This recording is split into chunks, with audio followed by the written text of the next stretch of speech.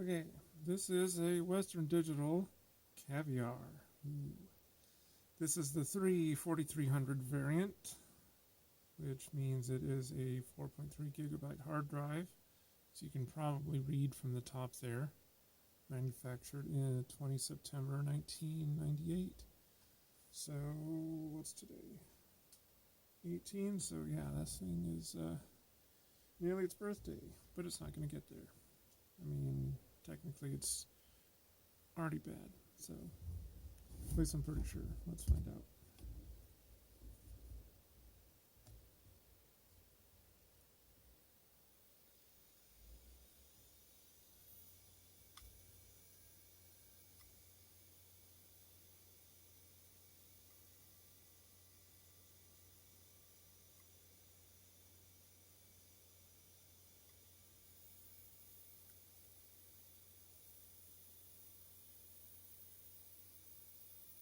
Yeah, it doesn't want to post.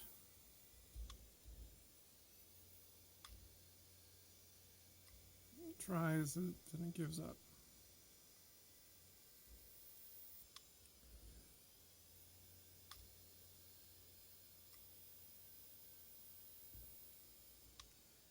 So yeah, I mean, obviously I've already had the top off once, just to see if there's anything completely bonkers inside, which there isn't, but still.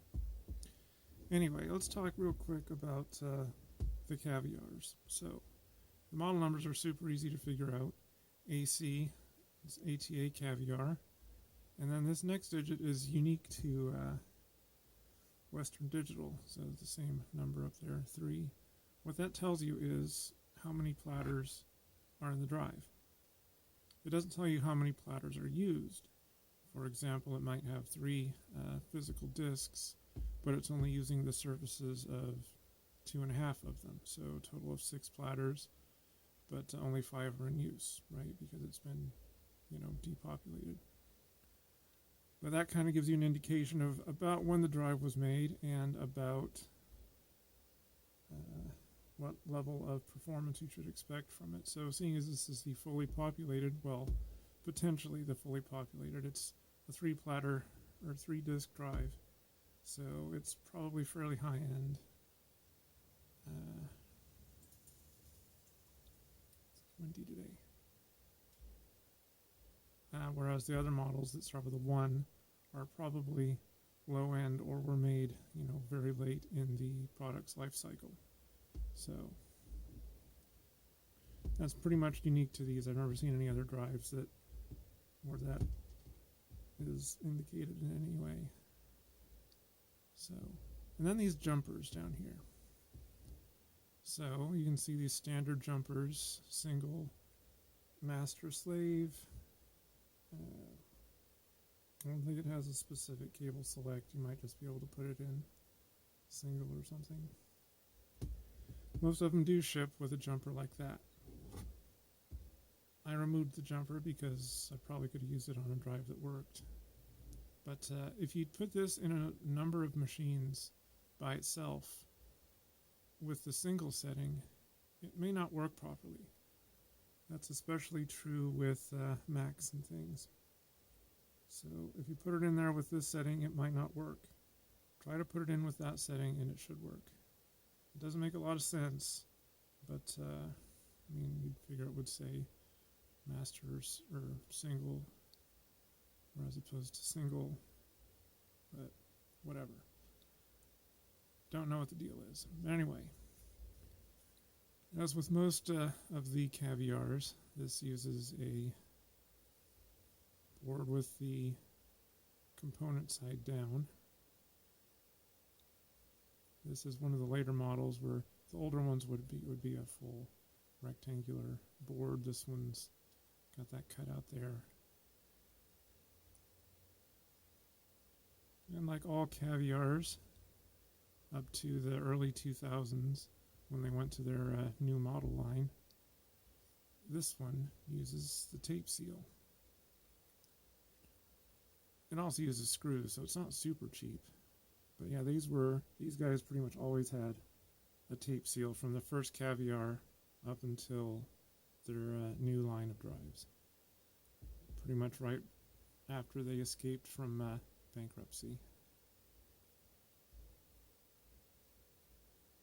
So I'm not entirely sure why they thought it was amazing to use the tape. I mean, it allows you to have tight or fairly wide tolerances when you build the lid, because if you had the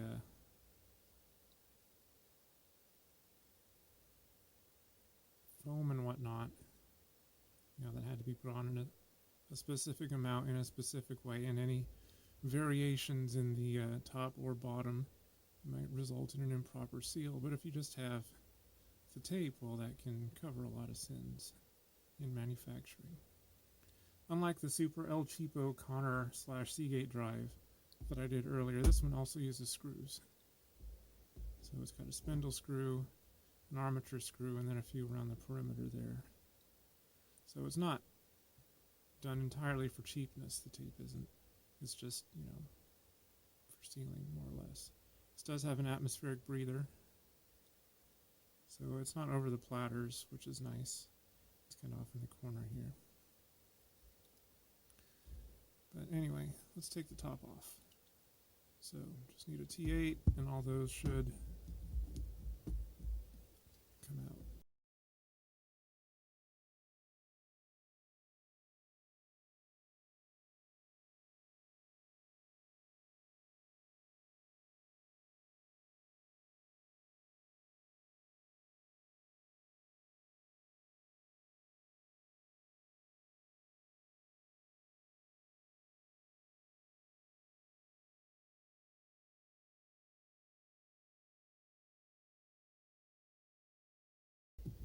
Alright, now we can do the tape. You can kind of see a little bit over here. I already pulled this off once. There was a damaged section there, so luckily there was a little bit of an overlap. So I was able to cut out the bad spot and put this back in. Obviously it didn't help anything, but you can reuse this if you're careful. We're not going to this time though. Yeah, you can see the gap there. And there's more than enough tape to cover that gap, so.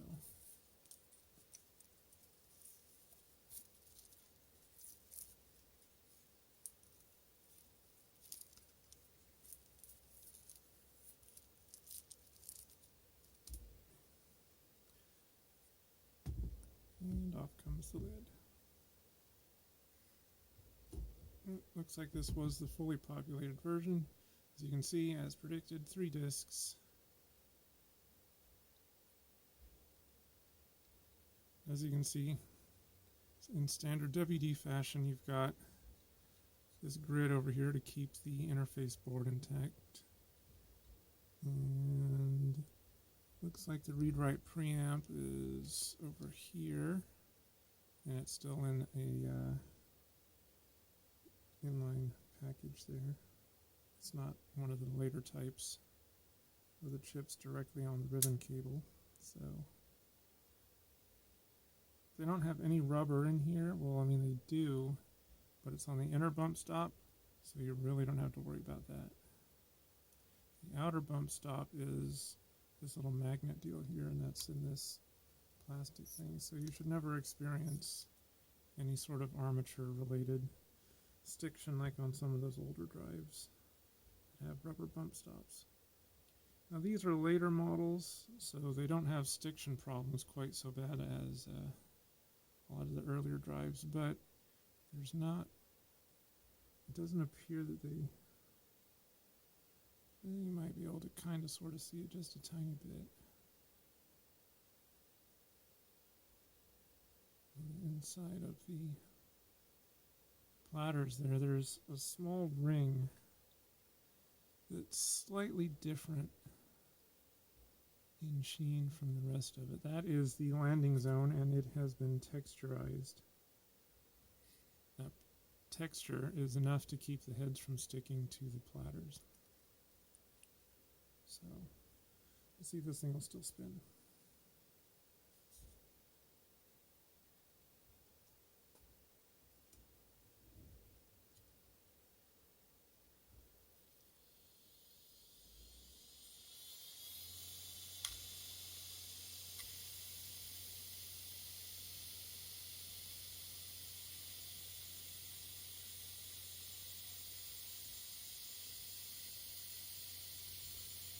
It's not going to finish its post.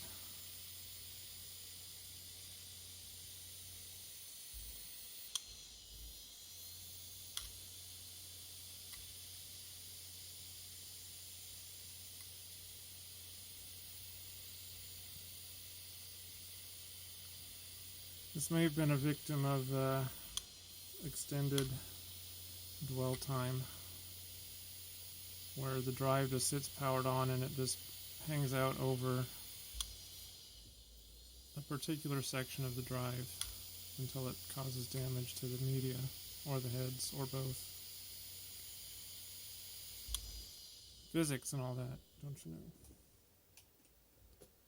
Yeah, it's cached. So yeah, then here's the internal air filter. And the atmospheric breather is over there in the corner. It's not much in the way of a filter, really.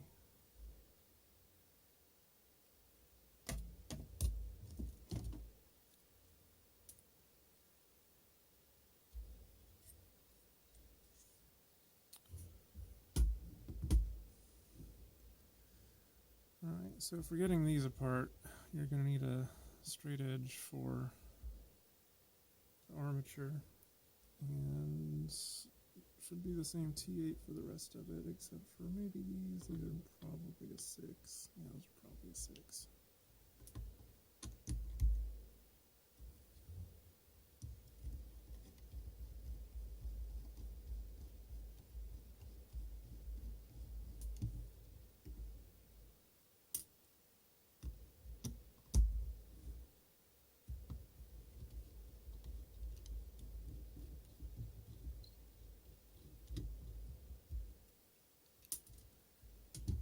That should get the magnet assembly off.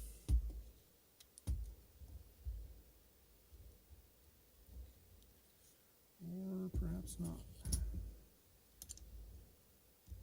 There we go.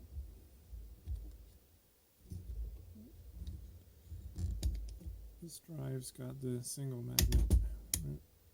Well, if it wasn't broke before, it probably is now. Come here. You can see it took the outer bump stop with it.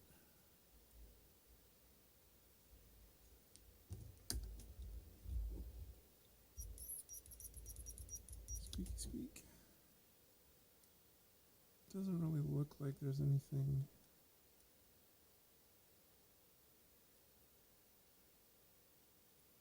at least not yet that indicates rough handling.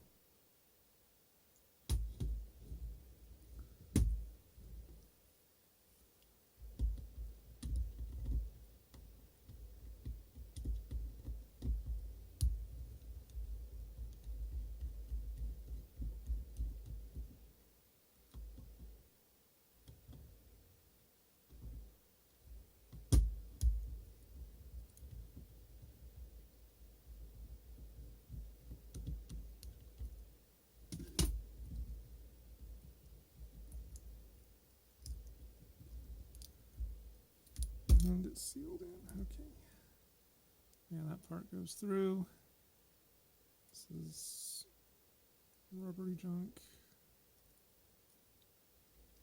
And you can see the pins from the PCB down there.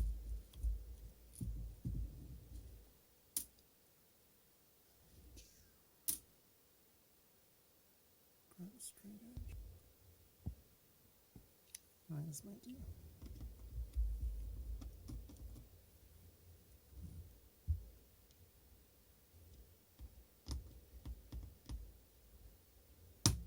There we go.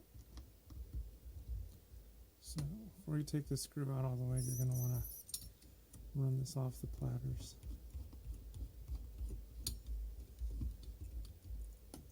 There we go.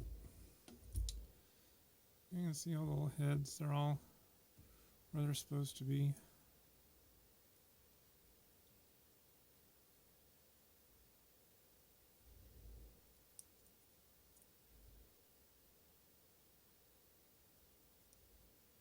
Read-write preamp there. It's probably just aluminum. instead of copper. Save a buck or two, you know. Switch this out.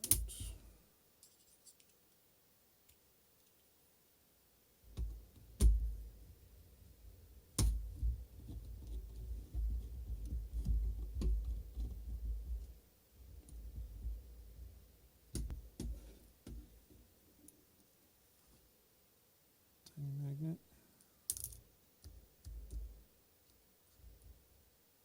It's not terribly strong, which it really doesn't need to be, because all it's got to do is keep the armature from going anywhere.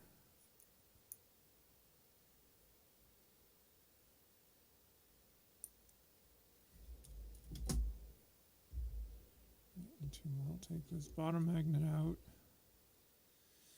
Let's get some T6 action going on here. Check the status of these discs.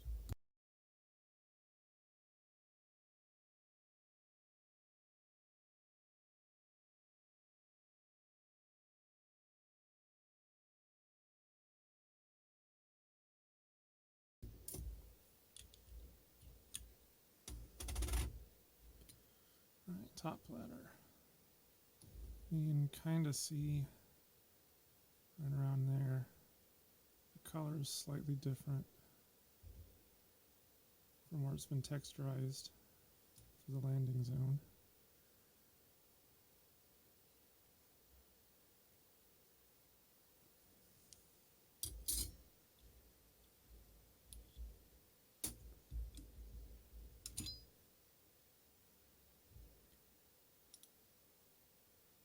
Open a head slap right there.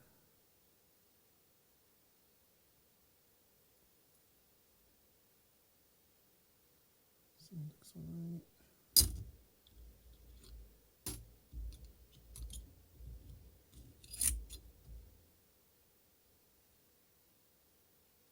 Some dealers, a little bit of impact marks, looks like.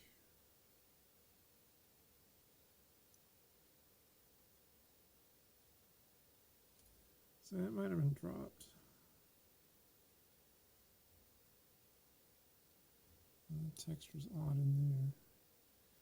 Looks like it's probably where it sat on the spindle.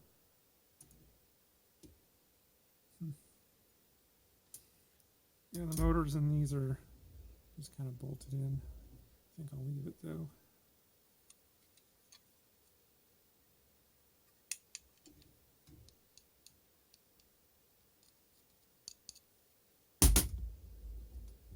Dang. The magnet's pretty good though. Trying to suck it down onto the bench here. Alright, I need to switch this out again. Now the motors in these are usually made by Nidec.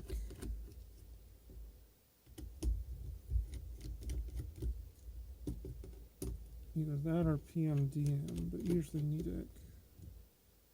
Some of the later models are JVC.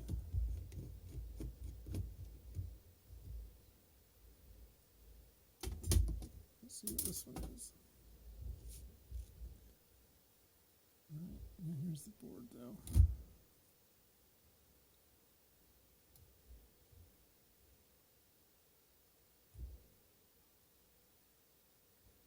Yeah, Western Digital still makes a lot of chips on these. Western Digital actually started out making chips. They only made hard drives because they bought Tandon Corporation. And I guess they decided it was more profitable to make hard drives than it was just the chips for the controllers for them. So, what do you know? Nidec. They're usually pretty good motors. So, yeah, that's one of these. No, it's not screwed in. That explains it. Haha. I wonder what that noise was. Just lifts out, doesn't it? Yep.